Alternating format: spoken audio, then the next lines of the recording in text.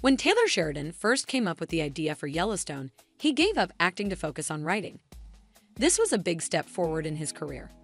He had no idea that this concept would develop into a multi-show saga with millions of fans worldwide. In fact, it took a very long time for Sheridan's plan to work out as planned because he had trouble finding people who would trust him.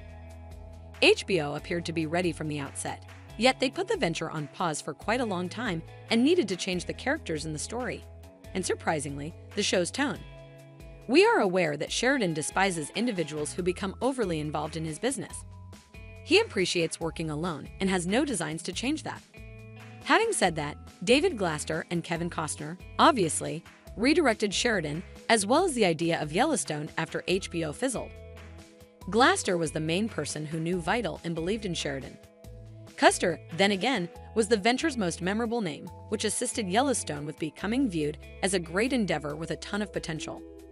In fact, it is much more complicated than that. Life usually goes like that, but sometimes things don't go as planned. I was informed when I was approached about this that it would be a single film with 10 episodes, similar to Hatfield and McCoy's. Furthermore, some spot along the line, the show finished gathered, and it would have been that. As it were, I felt like a ton of it had been assembled in light of the fact that I consented to make it happen. Consequently, it abruptly changed from one season to multiple seasons. Additionally, I had to make a very significant decision there. What's more, I really believed that assuming I had said, all things considered, presently I'm not getting it done, it could have fallen before it even began. I took on the close-to-home burden since I didn't believe the show should end severely, yet that wasn't the means by which it began. Unfortunately, Costner's Yellowstone adventure comes to an end today, marking the end of an era and the beginning of a hazy future.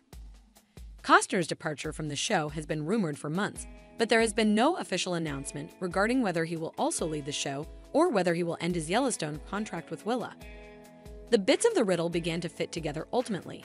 However, because Paramount has never been sufficiently concerned about the fate of its biggest show, I would like to emphasize the company's lack of public relations and communication skills at this point.